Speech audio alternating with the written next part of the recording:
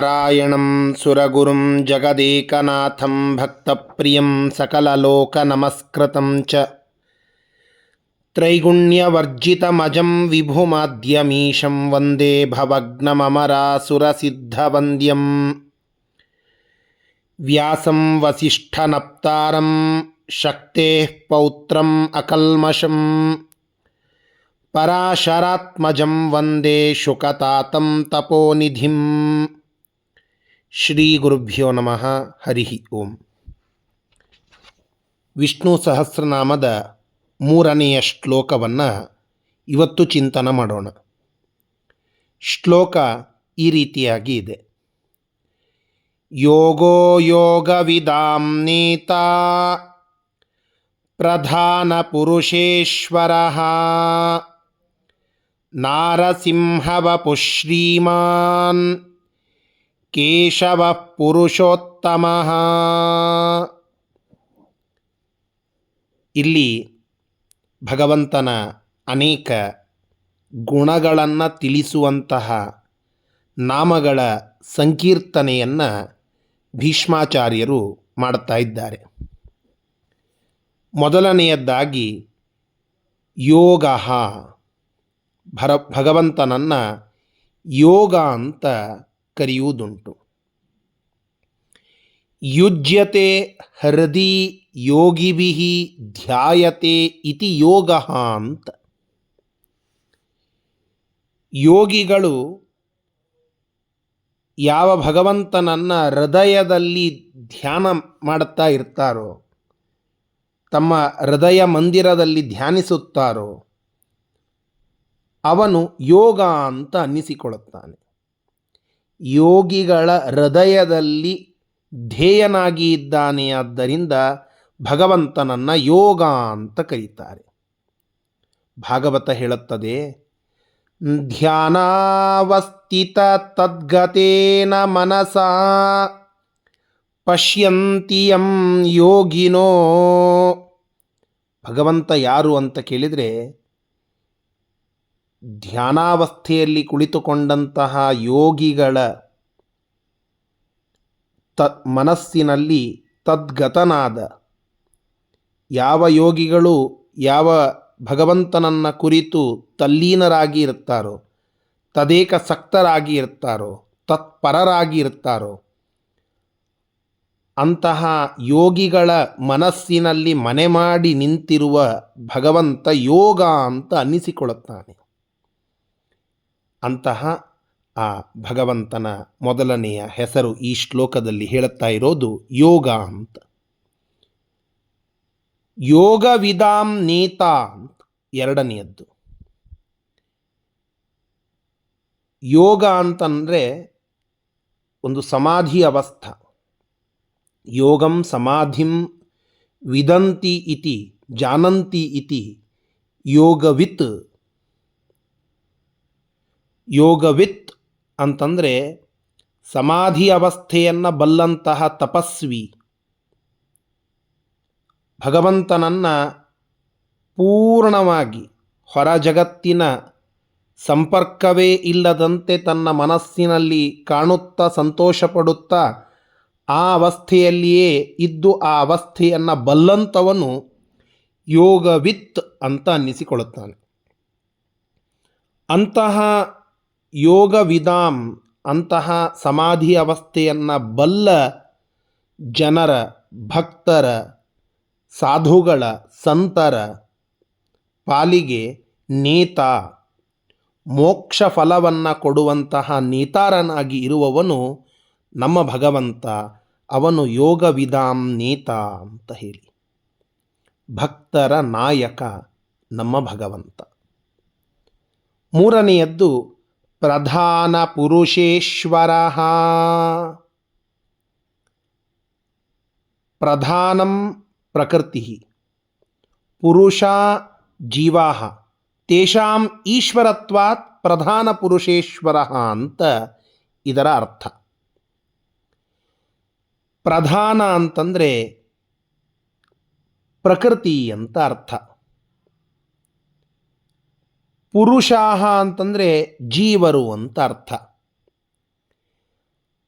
ಪ್ರಧಾನ ಅಂತನ್ನಿಸಿಕೊಂಡಿರುವ ಪ್ರಕೃತಿಗೂ ಪುರುಷಾಹ ಜೀವರೆಲ್ಲರಿಗೂ ಈಶ್ವರ ಸ್ವಾಮಿಯಾಗಿದ್ದಾನೆ. ಆದ್ದರಿಂದ ಭಗವಂತನನ್ನ ಪ್ರಧಾನ ಪುರುಷೇಶ್ವರ ಅಂತ.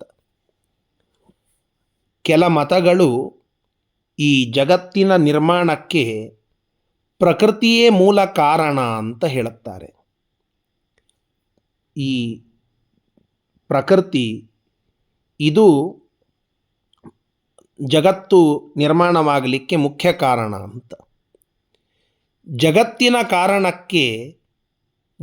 ನಿರ್ಮಾಣಕ್ಕೆ ಪ್ರಕೃತಿ ಕಾರಣ ಅಂತನ್ನುವವರಿಗೆ ಇದು ಉತ್ತರ. ಪ್ರಕೃತಿ ಅದು ಜಗತ್ತಿನ ನಿರ್ಮಾಣಕ್ಕೆ ಕಾರಣ ಹೌದು, ಆದರೆ ಆ ಪ್ರಕೃತಿಗೂ ಮುಖ್ಯವಾದ ಕಾರಣ ಯಾರು? ಅದಕ್ಕೆ ಸ್ವಾಮಿ ಯಾರು? ನಮ್ಮ ಭಗವಂತ. ಜೀವರೆಲ್ಲರೂ ಸ್ವತಂತ್ರ. ಆ ಜೀವರು ಅವರೇ ಸ್ವತಃ ತಾವೇ ಭಗವಂತನಾಗಿ ಇರಬಹುದು ಅಂತ ಕೆಲವರ ಮತ. ಜೀವರೇ ಭಗವಂತ ಅಂತ ಇಲ್ಲ, ಆ ಜೀವರೆಲ್ಲರಿಗೂ ಈಶ್ವರ ಸ್ವಾಮಿ ನಮ್ಮ ಭಗವಂತ ಅಂತ ವಿಷ್ಣು ಸಹಸ್ರನಾಮ ನಮಗೆ ತಿಳಿಸಿಕೊಡುತ್ತಾ, ಪ್ರಧಾನ ಅಂದರೆ ಪ್ರಕೃತಿಗೆ, ಪುರುಷಾಹ ಜೀವರಿಗೆ, ಇವರಿಬ್ಬರಿಗೂ ಜಗತ್ತಿನ ಅಸ್ತಿತ್ವಕ್ಕೆ ಹೆಸರುವಾಸಿಯಾಗಿರುವ ಪ್ರಕೃತಿ ಮತ್ತು ಪುರುಷರೆಲ್ಲರಿಗೂ ಈಶ್ವರ ಸ್ವಾಮಿಯಾಗಿದ್ದಾನೆ. ಅಂದರೆ ಜಗತ್ತಿನ ಸೃಷ್ಟಿ ಮೂಲಭೂತವಾಗಿ ಆಗುವಂತಹದ್ದು ನಮ್ಮ ಭಗವಂತನಿಂದ ಅನ್ನುವ ಅರ್ಥದಲ್ಲಿ ಪ್ರಧಾನ ಪುರುಷೇಶ್ವರ ಅಂತ ಭಗವಂತನನ್ನು ಇಲ್ಲಿ ಕರೆದಿದ್ದಾರೆ. ನಾರಸಿಂಹ ವಪುಹು, ನಾಲ್ಕನೆಯ ಹೆಸರನ್ನು ಇಲ್ಲಿ ಹೇಳುತ್ತಾ ಇದ್ದಾರೆ. ಭಗವಂತ ಅನೇಕ ರೂಪಗಳನ್ನು ತೆಗೆದುಕೊಂಡು ಬಂದಿದ್ದಾನೆ. ಅದರಲ್ಲಿ ಒಂದು ರೂಪ ನಾರಸಿಂಹ ರೂಪ. ಸಿಂಹರೂಪನಾದ ವಿಷ್ಣು ನರನಾಗಿ ಸಿಂಹನಾಗಿ ಅದ್ಭುತವಾದ ತುಂಬ ವಿಚಿತ್ರವಾದ ರೂಪವೊಂದನ್ನು ತೆಗೆದುಕೊಂಡು ಬಂದಿದ್ದ. ತಮ್ಮೆಲ್ಲರಿಗೂ ಕಥೆ ಗೊತ್ತಿದೆ. ಹಿರಣ್ಯಕಶಿಪು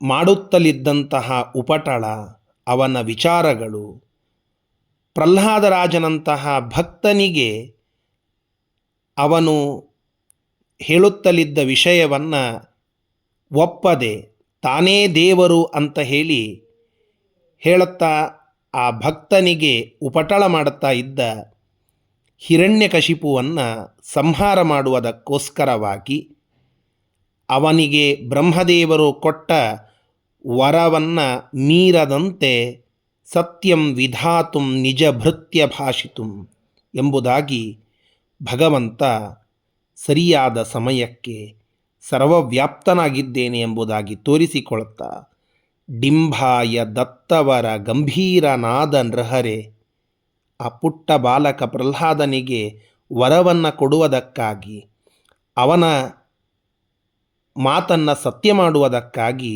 ಪರಮಾತ್ಮ ನರಸಿಂಹ ಎನ್ನುವ ರೂಪವನ್ನು ತೆಗೆದುಕೊಂಡು ಬಂದ ಅಂತ ನಾವು ಕೇಳುತ್ತೇವೆ.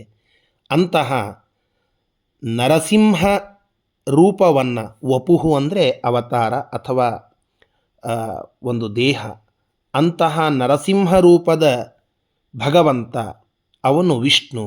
ಆದ್ದರಿಂದ ಭಗವಂತನಿಗೆ ಒಂದು ಹೆಸರು ನಾರಸಿಂಹ ವಪುಹು ಅಂತ. ಶ್ರೀಮಾನ್ ಐದನೆಯ ಹೆಸರು. ಶ್ರೀ ಅನ್ನೋದಕ್ಕೆ ಲಕ್ಷ್ಮೀದೇವಿ ಅಂತ ಅರ್ಥ.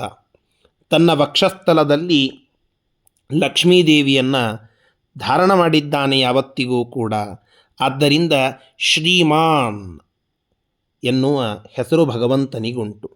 ಲಕ್ಷ್ಮೀದೇವಿಯನ್ನು ಸ್ವಾಮಿತ್ವದಿಂದ ಭರ್ತೃವಾಗಿ ಆಧಾರನಾಗಿ ಆ ಲಕ್ಷ್ಮೀದೇವಿಯನ್ನು ಹೊಂದಿದ್ದಾನೆ, ಅವಳಿಗೆ ಆಶ್ರಯನಾಗಿದ್ದಾನೆ.